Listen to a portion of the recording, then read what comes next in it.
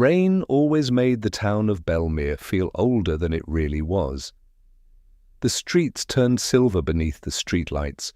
The old brick buildings along Maple Avenue looked softer around the edges, and the wind carried the smell of wet pavement, coffee and pine trees drifting down from the hills beyond town.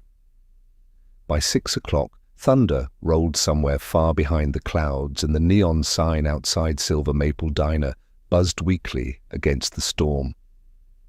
Inside, the diner was warm, crowded, and loud in the ordinary way small-town diners often were on rainy evenings. Forks scraped against ceramic plates, coffee mugs clinked, country music hummed low from an old radio near the kitchen window. Most people came there because they had been coming for years. The booths were cracked red leather, the pie case fogged around the corners, and the coffee always tasted slightly stronger than it should. Danielle Carter moved between the tables with the tired speed of someone who had learned how to keep going long after exhaustion became normal. Danielle was 34 years old, tall and slim, with deep brown skin and narrow shoulders that carried more worry than weight. Her black hair was tied back beneath a faded blue scarf, though loose curls had escaped around her face from the humidity. There had once been a brightness to her smile, people said, before hospital bills and double shifts and too many nights sleeping beside her son's bed slowly wore that brightness thinner. She was kind to customers even when they were rude, patient even when she was angry, and careful with everyone's food in a way that bordered on nervousness, because for Danielle, food was never just food anymore, not after Isaiah. Her son was 6 years old now, severe allergies, peanuts, walnuts, pecans, hazelnuts. One mistake could send him to the emergency room within minutes. Danielle had learned to read labels faster than most people read headlines. She carried antihistamines in her purse, an EpiPen in her jacket pocket, and fear somewhere permanently beneath her ribs. At the far end of the counter sat Zoe Carter, 8 years old, small for her age, dark curls pulled into 2 uneven puffs, big brown eyes that noticed too much. Zoe did not color in coloring books the way other children did. She watched things, watched hands, watched plates, watched waitresses carry trays, watched which knife touched which dessert. Adults often mistook quiet children for distracted children. Zoe was neither. She had simply learned early that paying attention could keep someone alive. She sat swinging her legs beneath the stool while tracing circles on a napkin with a dull red crayon. Every few seconds her eyes drifted toward the kitchen pass-through where Marcus Reed barked orders at the cooks. Marcus was the owner of Silver Maple Diner, 52 years old. Thick around the waist, balding on top with a permanent flush in his cheeks that made him look irritated even when he smiled. He liked to remind people he built the diner from nothing, though most employees quietly said the diner had built itself on underpaid staff and old equipment held together by luck. Marcus hated wasting money, which meant he hated replacing anything before it absolutely failed. "Danielle," he snapped from behind the counter, "Table 4's been waiting 10 minutes. "It's been 3, Danielle answered calmly without looking up. Marcus muttered something beneath his breath and disappeared into the kitchen. Zoe kept drawing circles. Outside, headlights slid across the rain-streaked windows. Then the diner changed.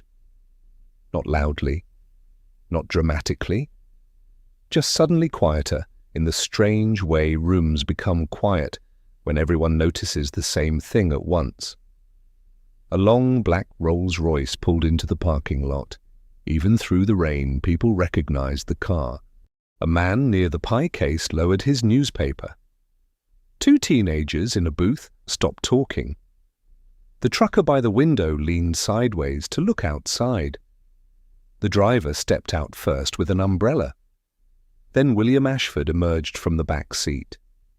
He was taller than most men in the room, somewhere around 6'3", dressed in a charcoal overcoat darkened by rain at the shoulders.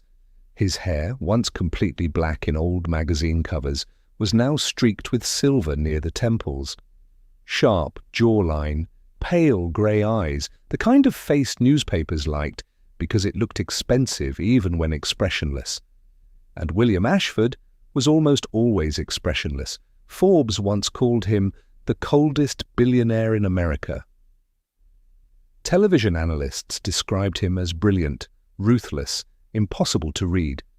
He had built Ashford Technologies into one of the largest AI security companies in the country, bought failing companies, fired thousands without public apology, sued competitors into bankruptcy, donated millions anonymously while publicly acting like charity, irritated him.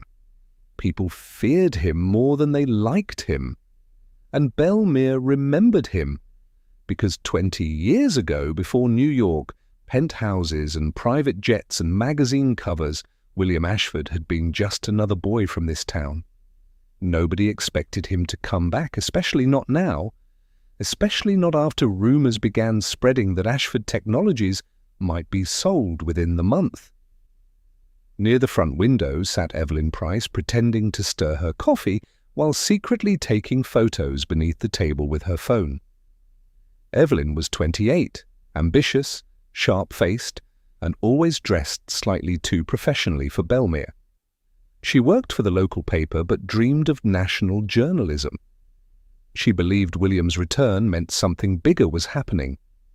Billionaires did not come back to dying towns during acquisition rumors unless something was wrong. William stepped inside the diner. Conversation almost disappeared. Rainwater slid from his coat onto the black and white tile floor. He looked around once, not arrogantly, not nervously, just carefully. Like a man measuring distance between himself and everyone else. Danielle approached with a menu. "Good evening, sir." William looked at her name tag before answering. "Coffee? Black?" His voice was low and calm, roughened slightly by age. Then his eyes drifted briefly toward Zoe, sitting at the counter. Children usually stared at him because adults stared at him first. Zoe didn't. She stared at the kitchen. William chose the corner booth furthest from the windows.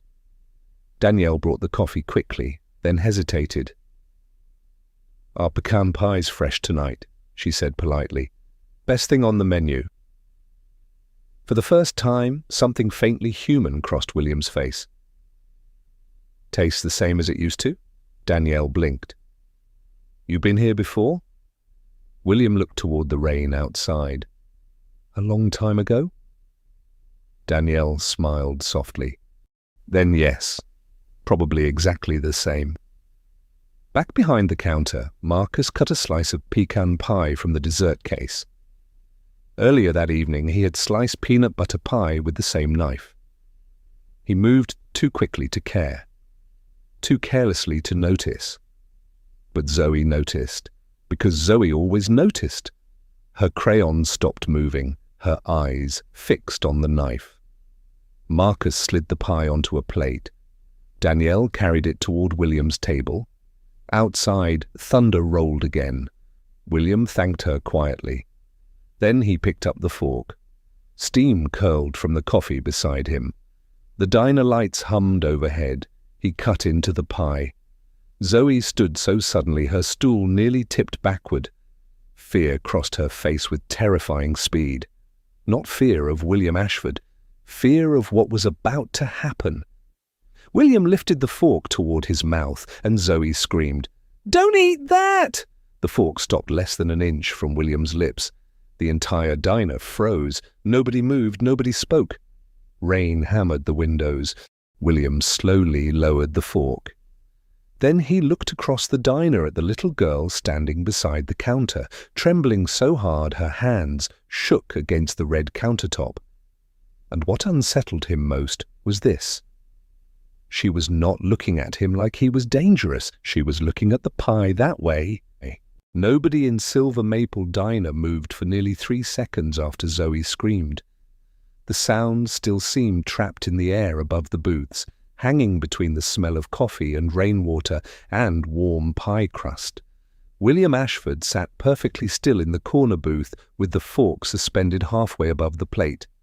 Thunder rolled softly outside, and somewhere near the kitchen a glass rattled against another. Danielle felt her stomach drop so hard it almost hurt. "Zoe," she whispered sharply, already hurrying toward her daughter. "Baby, what are you doing?" But Zoe did not answer her mother. She was staring at the pie. Her small hands trembled against the countertop. The dull red crayon she had been holding rolled slowly across the counter and fell onto the floor without her noticing. Marcus Reed forced out a short laugh from behind the register. It sounded thin, nervous. "Jesus," he muttered. "Kid almost gave everybody a heart attack." A few customers chuckled automatically because people often laughed when they did not know what else to do. But the laughter faded quickly when William Ashford slowly lowered the fork onto the plate without taking his eyes off Zoe. William's face remained unreadable, though Danielle noticed something had changed in his posture. He no longer looked tired from travel. He looked attentive. "What did you see?" he asked quietly. His voice was calm enough that it unsettled the room more than anger would have. Zoe swallowed hard. Her eyes flickered toward Marcus, then toward the dessert case near the kitchen window. "The knife," she said softly. Marcus frowned immediately. "What knife?" "The one for the peanut butter pie?" Zoe pointed with a shaking finger toward the glass dessert display. "You used the same knife." Silence settled again. Outside, rainwater streamed down the diner windows in silver lines beneath the neon sign. Danielle stopped walking. Marcus folded his arms across his chest. "That doesn't even make sense." "Yes, it does," Zoe whispered. William glanced slowly toward the dessert case. Earlier that evening, he had barely noticed the rows of pies behind the glass. Apple, cherry, chocolate cream, peanut butter, pecan. Now he noticed the long silver knife resting beside them. Zoe kept speaking, though her voice trembled harder with every word. "You cut the peanut butter pie first, then you cut his pie right after." Marcus scoffed loudly. "It's pecan pie, not peanut pie." "But the knife touched both," Zoe said. Danielle closed her eyes briefly, because now she understood exactly what her daughter meant. William leaned back slightly in the booth. For the first time since entering the diner, something faintly human crossed his face. Not fear, recognition. Slowly he rolled back the sleeve of his dark coat. Beneath the expensive watch on his wrist was a thin silver medical bracelet. The words engraved into the metal were simple. "Severe nut allergy." The diner changed after that. Not loudly, not dramatically. But suddenly everyone understood the distance between normal and disaster had been less than an inch. The trucker sitting near the front window muttered under his breath. A waitress near the kitchen stopped carrying plates altogether. Evelyn Price lowered her phone slowly beneath the table, her expression sharpening with sudden interest. Marcus's face lost color for a split second before irritation rushed in to replace it. "Oh, come on," he snapped. "There's barely any cross-contact from something like that." Zoe flinched at his tone. William noticed immediately. He set the fork down carefully beside the untouched pie. "Barely?" he repeated. Marcus shrugged too quickly. "People are too sensitive now. Everybody acts like food's poison." Danielle finally reached Zoe and placed both hands protectively on her shoulders. She could feel the little girl shaking beneath her fingertips. "I'm so sorry, Mr. Ashford," Danielle said quickly. "She didn't mean to—" "Yes, she did," William interrupted gently. Danielle looked startled. William's eyes remained on Zoe. "She meant to stop me." For a moment nobody spoke. Rain hammered harder against the windows. Near the back booth, an older woman slowly lowered her coffee cup. Her husband sat beside her wearing a faded army jacket and thick glasses repaired with tape along one corner. The woman's name was Linda Holloway, 70 years old, soft-spoken, the kind of woman who remembered birthdays and baked casseroles for grieving families. 3 years earlier, her teenage granddaughter nearly died after accidentally eating walnuts during a school fundraiser. Linda looked toward Marcus with visible anger. "She's right," she said quietly. "Cross-contact matters." Her husband nodded beside her. "Our granddaughter ended up in intensive care from less than that." Marcus threw up his hands. "Everybody suddenly became doctors tonight?" William ignored him. Instead, he watched Zoe. Now that the room had gone quiet again, he noticed things he had missed before. The way she carefully avoided touching the pie plate when Danielle moved it farther away. The way she wiped her palms nervously against her jeans after touching the counter. The way her eyes constantly checked silverware, cups, straws, surfaces, not habits, training. Children did not learn that level of caution unless danger had already taught them personally. "How did you know so fast?" William asked. This time his voice sounded softer. Zoe hesitated before answering. "Because my little brother can't have nuts either." Danielle looked down immediately. William stayed silent. Zoe continued quietly, staring at the floor now instead of him. "He stopped breathing once at school, another time at church. One time from somebody using the same spoon." She swallowed hard. "Grown-ups don't always notice stuff like that." The sentence landed harder than anyone expected, especially on William, because suddenly he remembered another little voice from long ago, another child warning adults who were too distracted to listen carefully enough. For just half a second, his expression shifted. Pain moved through his eyes so quickly most people missed it, but Evelyn Price noticed. The reporter leaned forward slightly beneath the dim diner lights, studying William Ashford more carefully than before. Belmere newspapers had spent 20 years describing him as ruthless, emotionless, untouchable. Yet the man sitting in the corner booth no longer looked untouchable. He looked haunted. Behind the kitchen window, Grace Miller stood frozen beside the pie rack. Grace was 63 years old, with silver curls tucked beneath a hairnet and flour permanently dusted into the creases of her hands.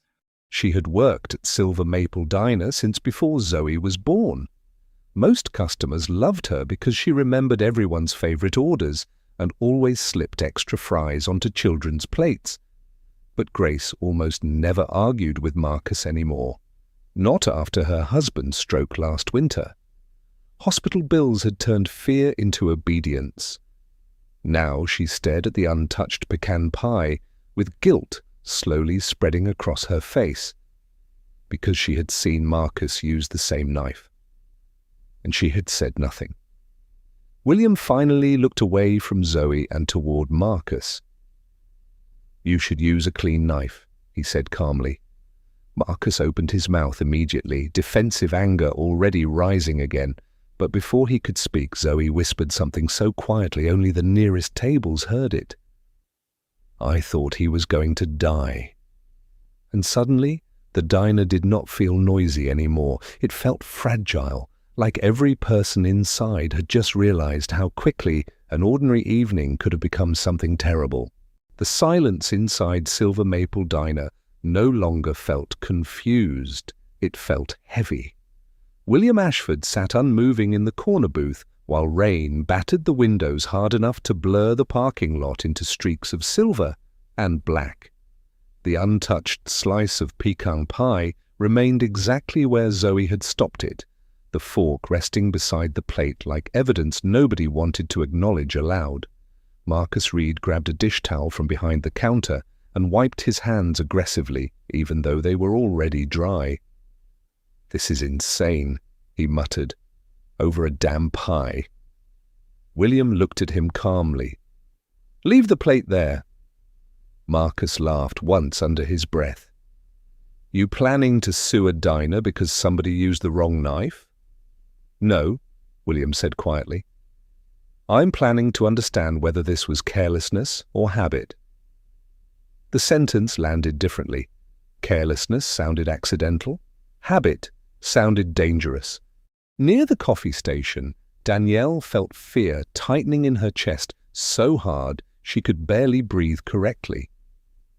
She knew Marcus's expression. She had seen it before whenever customers complained or inspectors visited unexpectedly. Marcus only became louder when he was cornered.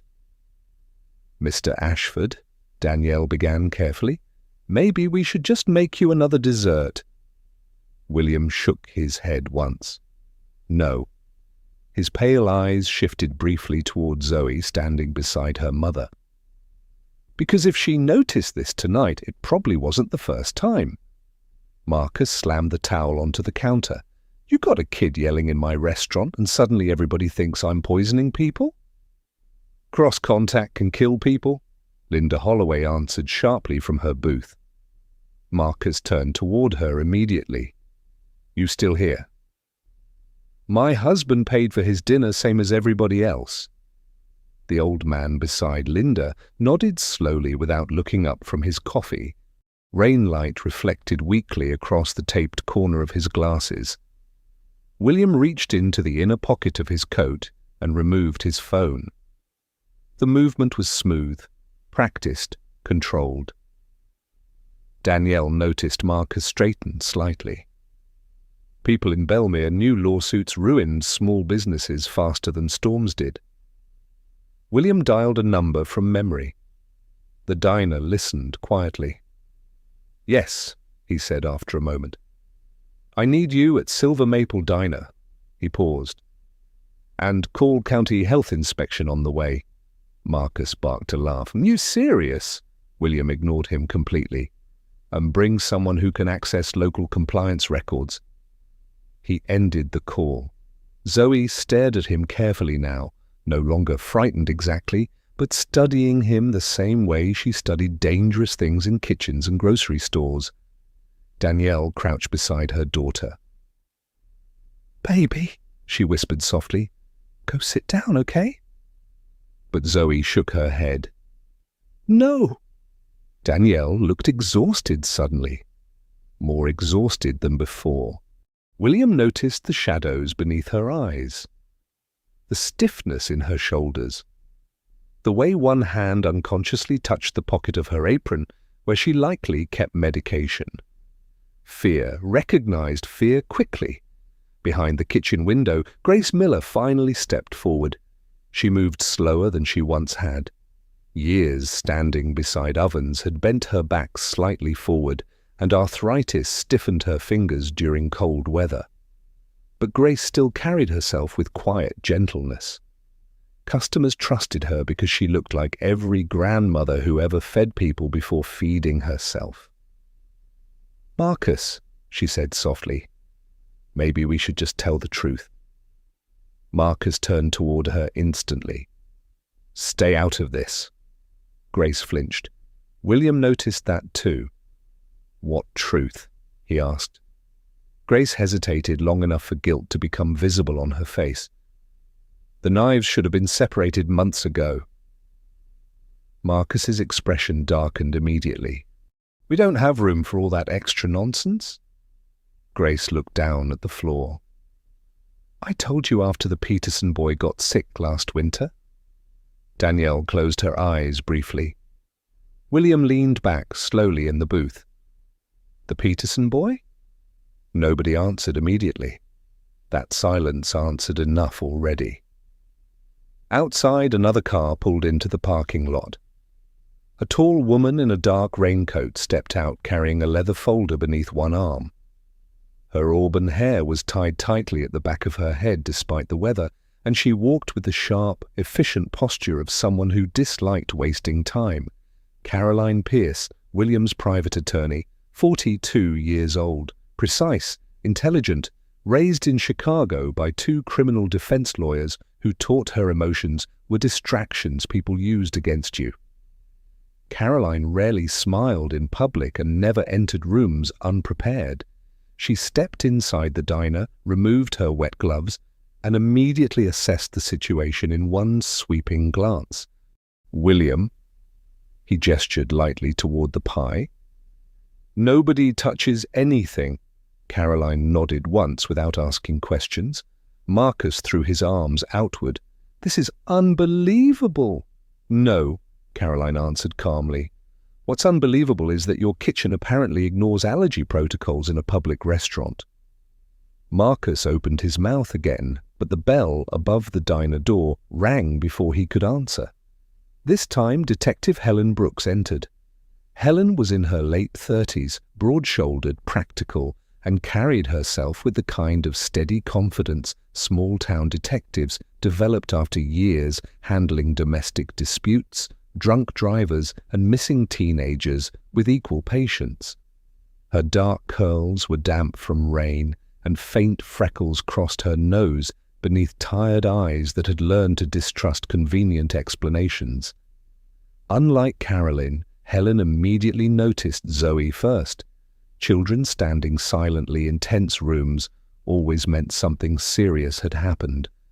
"What's going on?" she asked. Marcus answered too fast. "Nothing. Customer misunderstanding." William finally stood from the booth. At 6'3", he seemed taller now than when he entered earlier. Not intimidating exactly, just impossible to ignore. "A child prevented me from eating contaminated food," he said evenly. "And I'd like to know whether this diner has a history of ignoring safety violations." Helen's expression sharpened immediately. Behind her, thunder rolled across Bellmere. Caroline placed her folder onto the counter. "We'll also need access to security footage." Marcus laughed nervously. "Cameras barely work." "Funny," Danielle whispered before she could stop herself. "They worked fine when you accused Luis of stealing tips." The diner went quiet again. Marcus turned slowly towards her. Luis Mendoza had worked dishwashing shifts at Silver Maple before leaving town 6 months earlier, 19 years old, quiet, hard-working. Marcus accused him publicly of stealing cash from the register, even though nothing was proven. Most people believed Marcus simply needed someone to blame for missing money. Now Danielle looked horrified she had spoken aloud, but once truth entered rooms, more truth often followed. Helen noticed immediately. "You've had previous complaints?" she asked. Grace swallowed hard. "More than once." Danielle's eyes filled suddenly. "I wrote reports," she admitted quietly, "about separate utensils, ingredient labels, cross-contact." Her voice shook harder now. Nobody listened. Marcus slammed one hand against the counter. "Because you overreact to everything." Danielle startled backward. And that was the moment William Ashford finally looked angry. Not explosive anger, not loud anger, something colder, more dangerous. Because his eyes did not move toward Marcus immediately. They moved toward Zoe, toward the little girl standing beside the counter, with fear and vigilance woven so deeply into her habits that she noticed dangers before adults did.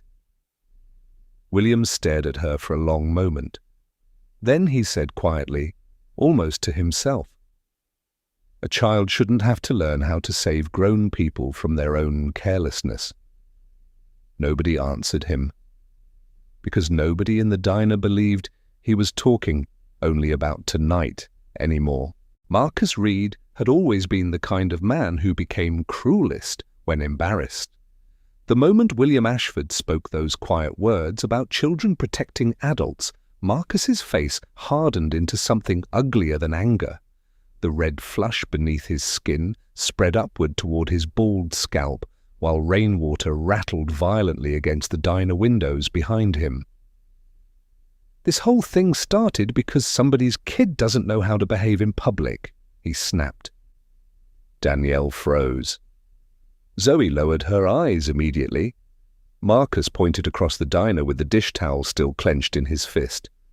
You let her scream at customers. You let her act like she runs the place. Marcus, Grace warned softly. No, Marcus barked. I'm done with this. The customers pretended not to stare, but nobody looked away either. William remained standing near the corner booth, one hand resting lightly against the table beside the untouched pie. His expensive charcoal suit looked almost strange beneath the yellow diner lights, too sharp and clean for a place stained by years of coffee steam and fryer grease. Yet somehow he no longer looked like the coldest person in the room. Marcus did. Danielle swallowed hard. She was trying to help. She embarrassed this business in front of half the damn town. William's eyes narrowed slightly. No, he said calmly. Your kitchen embarrassed your business. Marcus ignored him completely now. Fear had already turned into defensiveness, and defensiveness into blame. You know what your problem is, Danielle? Marcus continued loudly. You fill that little girl's head with paranoia because of your son. The sentence hit Danielle like a slap. Across the diner, Zoe's shoulders curled inward instantly. William noticed. So did Detective Helen Brooks. Helen stood beside the counter with both arms folded now, watching Marcus carefully the way experienced detectives watched people before they lied. She had spent 15 years dealing with men who mistook volume for authority. Divorced at 32 after years married to a gambling addict, Helen had learned patience the hard way. Nothing surprised her much anymore, except cowardice disguised as confidence. Enough, she said firmly, but Marcus kept going. Every 5 minutes it's allergies, medicine, special treatment, special rules. My son almost died twice, Danielle whispered. Marcus scoffed. And now everybody else has to walk on eggshells because of it? The diner went completely silent again. William felt something old and bitter shift inside his chest. Not rage exactly. Memory. He remembered another adult saying almost the exact same thing once. 28 years ago. Amelia's probably overreacting. She'll be fine. It's just a cookie. People always sounded casual right before disaster. Danielle's eyes filled with tears she clearly hated showing in public. I asked for separate utensils because the doctor told us cross-contact mattered. And I told you this isn't a hospital, Marcus shot back. Then he reached beneath the counter, yanked open a drawer, and pulled out a folded piece of paper. You know what? Maybe you and your daughter need somewhere else to work. Danielle went pale immediately. Grace whispered, Marcus, don't. But Marcus shoved the paper toward Danielle anyway. Termination notice. Effective immediately. Zoe stared at the paper, as if she didn't fully understand the words, but somehow understood the damage anyway. Danielle looked like someone struggling not to fall apart in front of strangers. William watched her fingers tremble as she took the paper. Then he looked toward Zoe. The little girl had gone completely quiet. Not defiant anymore, not brave, just scared. She backed away from the counter slowly, while adults kept arguing over her head. Nobody stopped her. Not even Danielle, who was too stunned to move. William saw Zoe disappear through the swinging kitchen doors. 5 minutes later, while Helen questioned Marcus near the register and Caroline reviewed inspection records beside the pie case, William quietly stepped away from the dining area. The kitchen behind Silver Maple Diner smelled like bleach, grease, and old heat trapped permanently inside walls. Rain drummed softly against the metal back door near the storage hallway. William passed shelves stacked with canned peaches and flour bags before hearing quiet crying somewhere farther back. He followed the sound carefully. Zoe sat curled beside the storage room door, with her knees pulled tightly against her chest. The overhead light above her flickered faintly every few seconds. Beside her sat an old orange tabby cat missing part of one ear. The cat lifted its head lazily when William approached. "His name's Biscuit," Zoe whispered without looking up. William stopped a few feet away. Biscuit looked ancient, thin orange fur, cloudy left eye, slow movements from arthritis, the sort of diner cat that survived mostly because everybody secretly fed him scraps despite pretending not to. "He bites people sometimes," Zoe added quietly. William glanced at the cat. Smart animal. For the first time that night, Zoe almost smiled. Almost. William lowered himself carefully onto an overturned supply crate nearby. Expensive men rarely sat on dirty kitchen floors. Somehow the gesture mattered anyway. For a while, neither of them spoke. Rain tapped steadily against the back door. From somewhere inside the diner came the muffled sound of Marcus still arguing. Finally, Zoe whispered, "Mum's going to lose the apartment." William looked toward her. "She said if she lost this job we might have to move again." There it was, not fear for herself, fear for her family. William leaned back slightly against the storage shelves. "You think this is your fault?" Zoe wiped her eyes quickly with her sleeve. "If I didn't yell." "But you did yell." She nodded miserably. William looked down at his hands for a moment. The silver bracelet still circled his wrist beneath the cuff of his coat. When he spoke again, his voice sounded different than before, less controlled, less distant. "I had a younger sister once." Zoe glanced up slowly. Her name was Amelia. William rarely spoke Amelia's name aloud. For years he avoided it completely because memory became dangerous once it found words. "She was 7, he continued quietly. "Smart kid, talked too much, asked too many questions."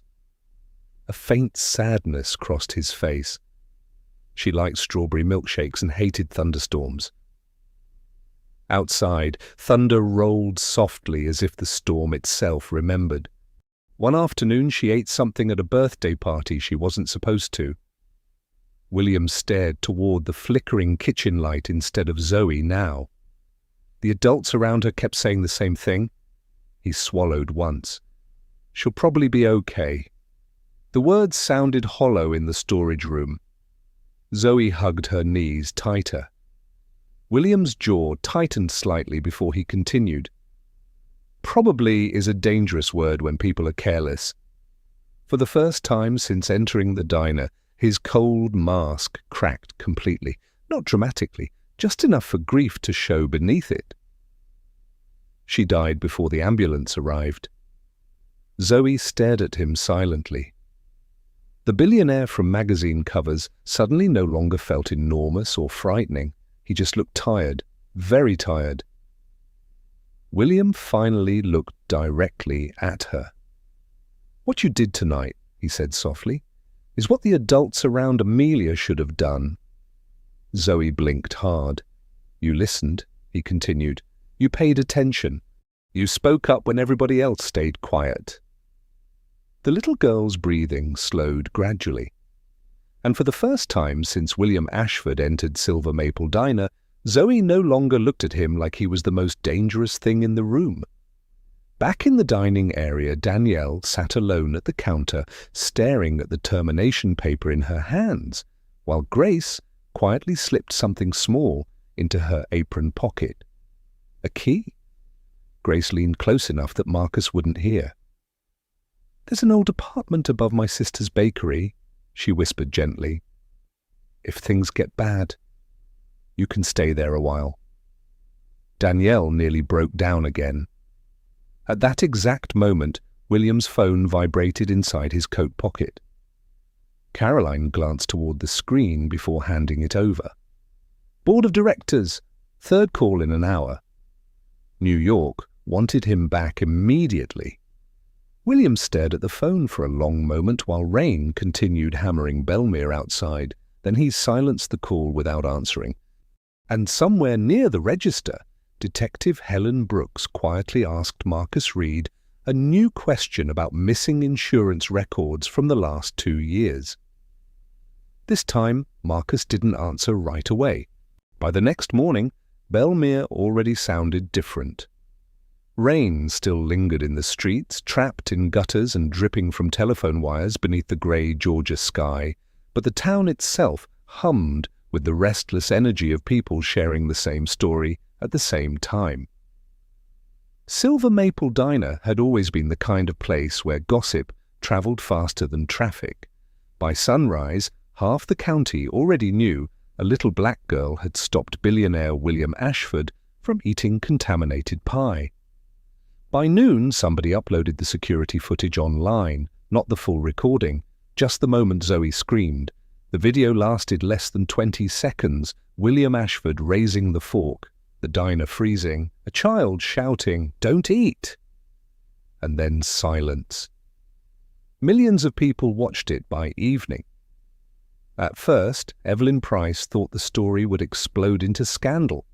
She sat inside the cramped office of the Bellmere Gazette refreshing social media feeds, while cold coffee sat untouched beside her keyboard. Evelyn's small newsroom smelled like printer ink and old paper.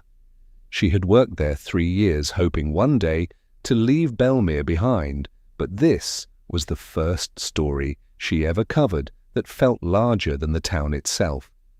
Except the internet reacted differently than expected. People were not mocking Zoe, they were thanking her. Parents began posting stories beneath the video. Children with allergies, teenagers ignored by teachers, adults laughed at by restaurants after asking about ingredients, nurses, doctors, mothers, fathers. Thousands of comments appeared overnight. "My son almost died because a waiter rolled his eyes at us." "My daughter carries an EpiPen everywhere because people don't take this seriously." "I wish someone listened when my brother warned them." The story stopped being about William Ashford surprisingly fast. It became about everyone else. Inside a small rental house on the edge of Bellmere, Danielle Carter sat awake at the kitchen table long after midnight, scrolling through messages she barely understood.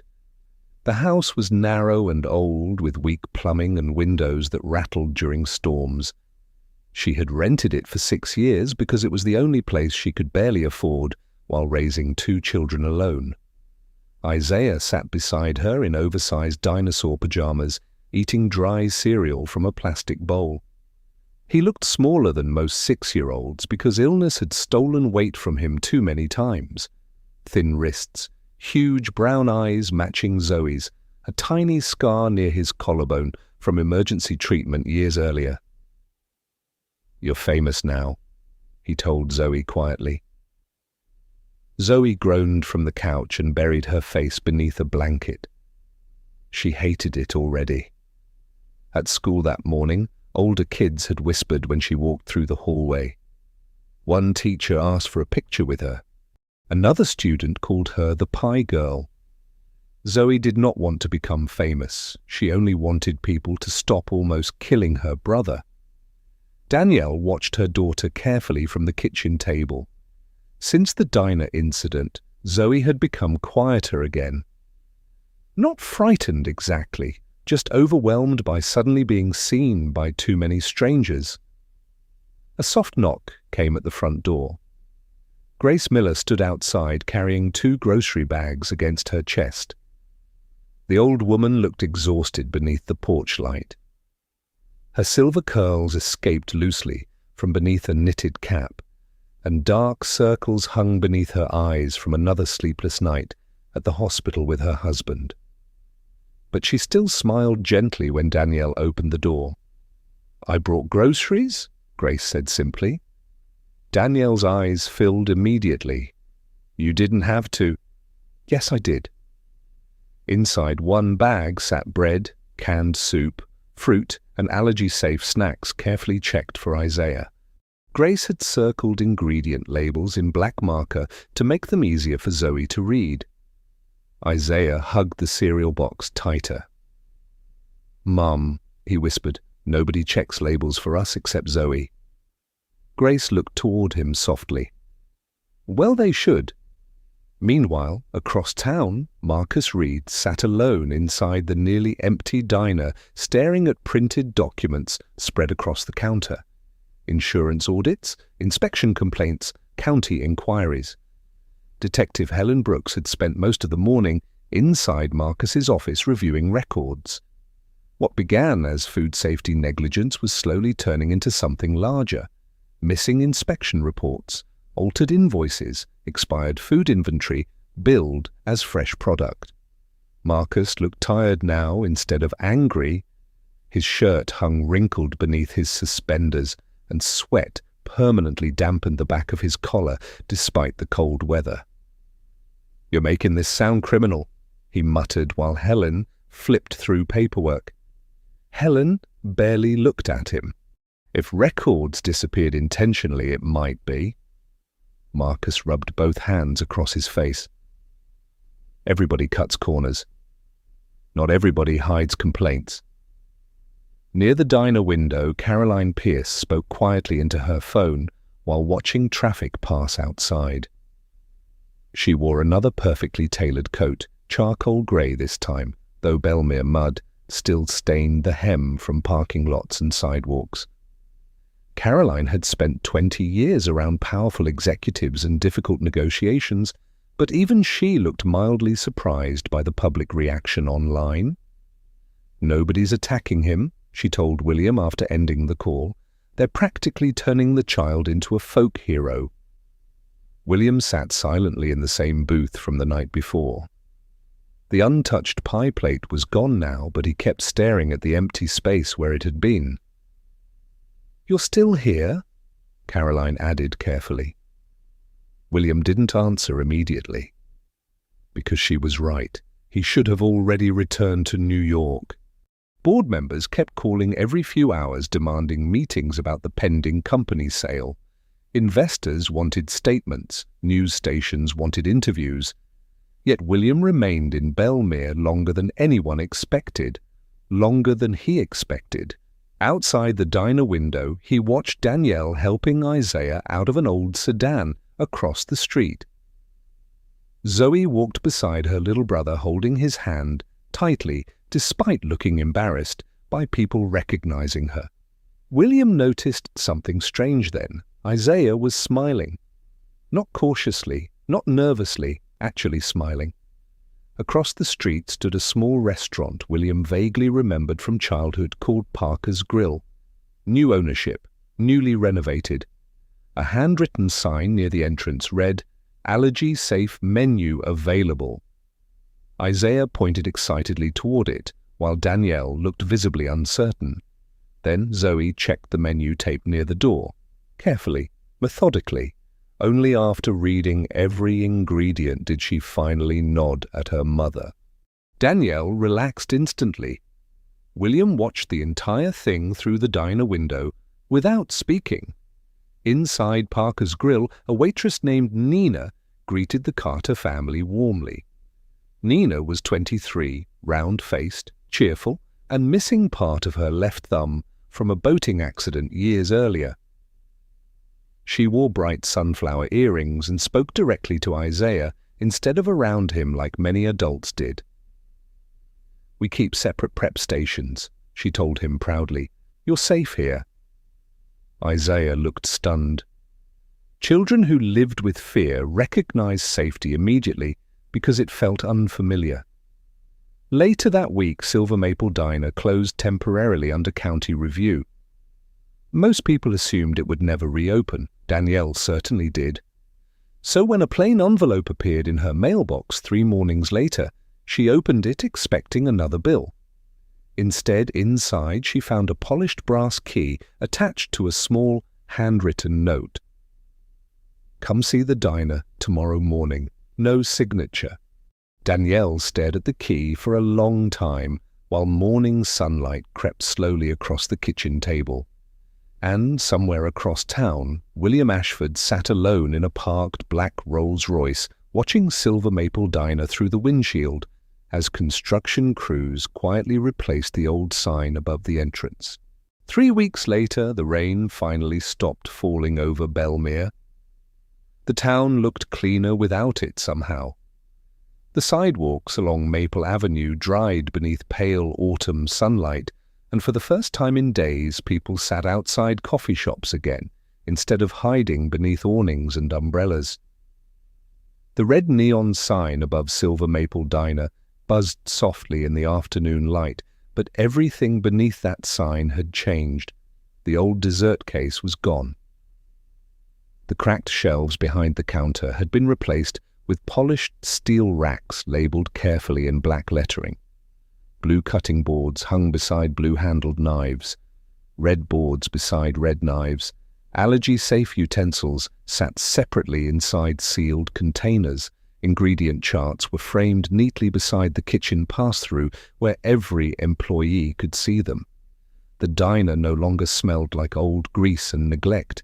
It smelled like cinnamon, coffee, disinfectant, and fresh paint.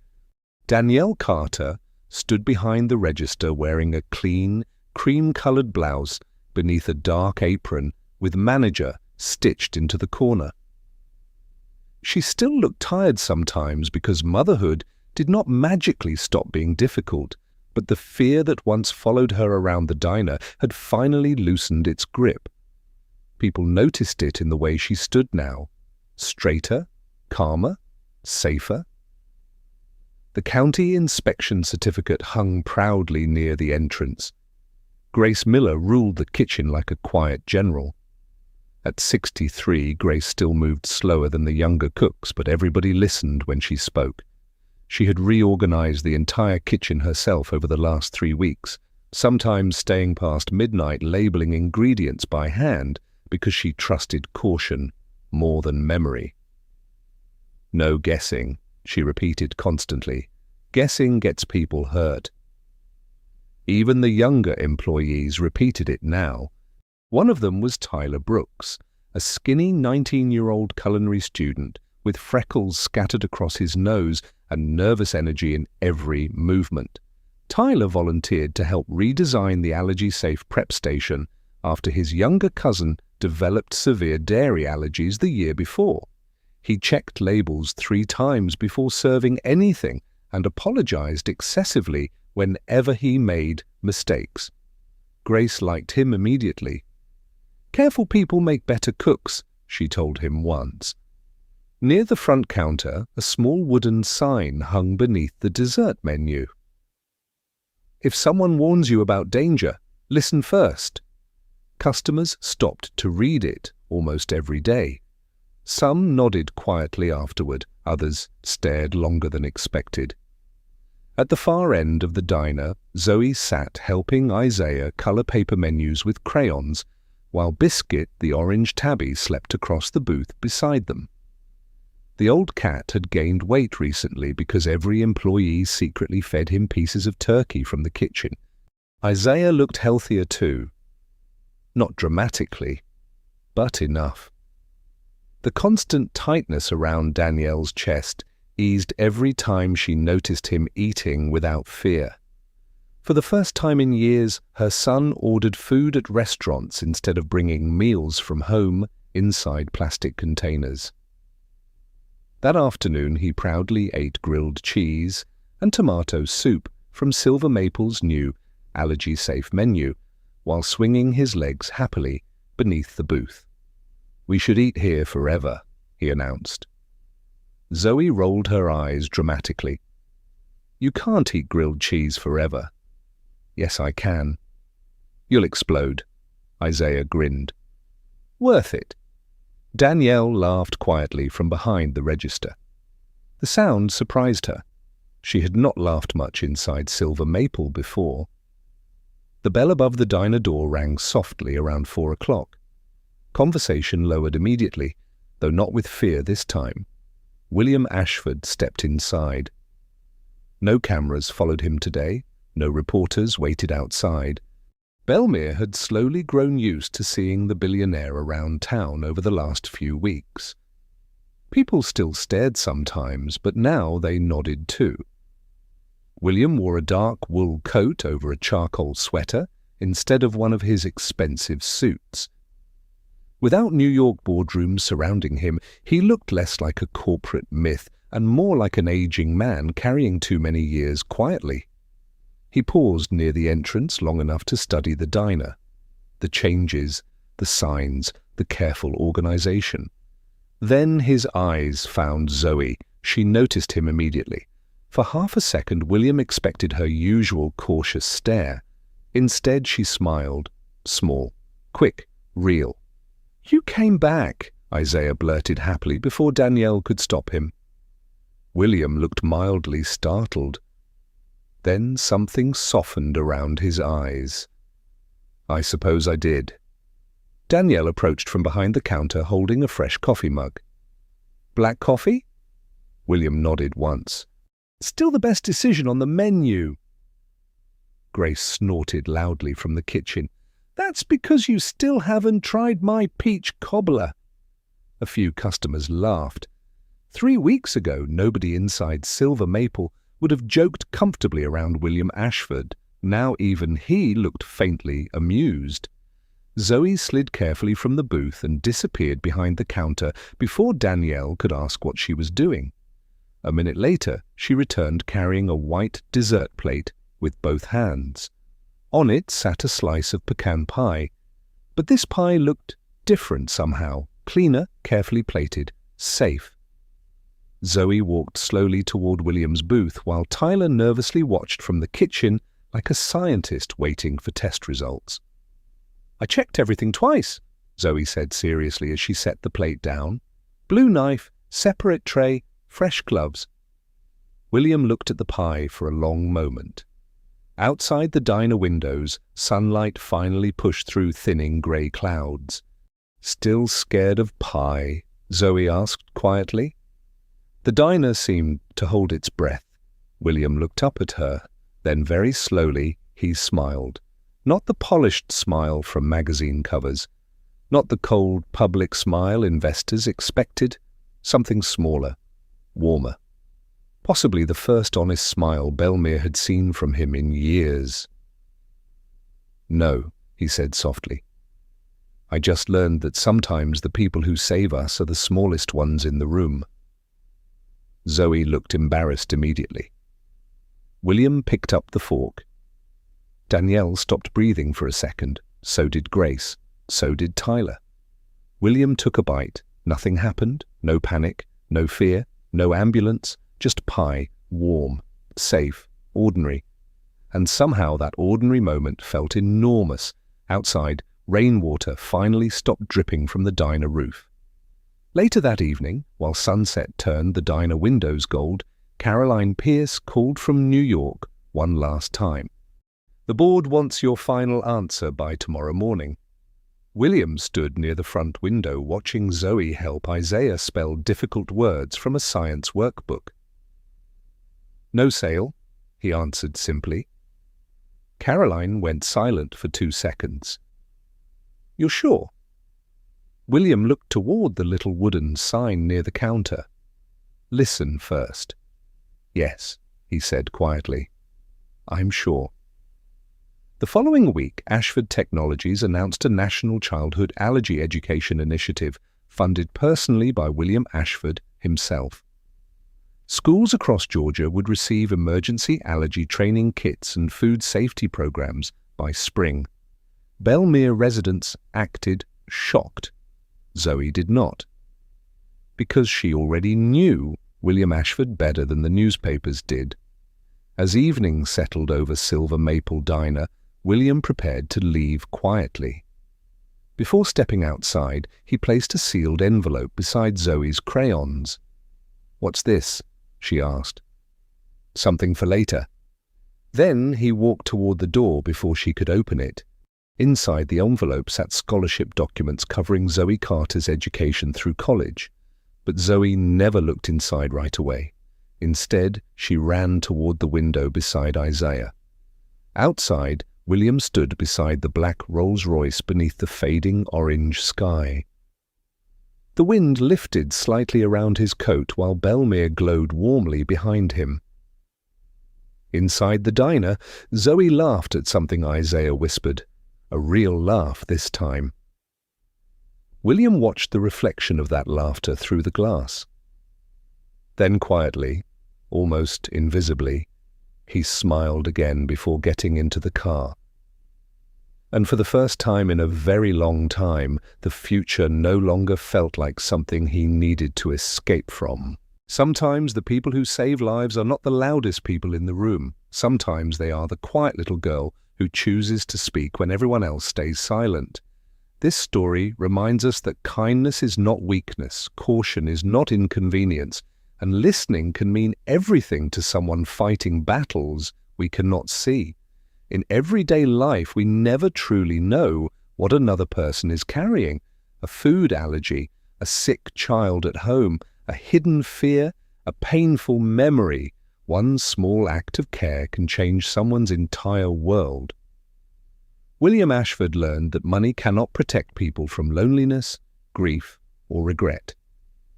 But compassion can still heal things we thought were broken forever.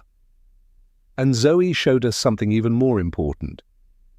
Doing the right thing may feel scary sometimes. People may misunderstand you. They may even become angry. But speaking up to protect another human being is always worth it. If this story touched your heart, take a moment to share it with someone you love. Maybe someone out there needs this reminder today. Leave a comment and tell us, have you ever had a moment where one small act changed everything? And if you believe kindness still matters in this world, type Amen in the comments. Don't forget to like, subscribe, and join our channel for more heartfelt stories about courage, healing, faith, and hope. May God bless you, protect your family, bring peace to your home, and place good people in your path when you need them most. Amen.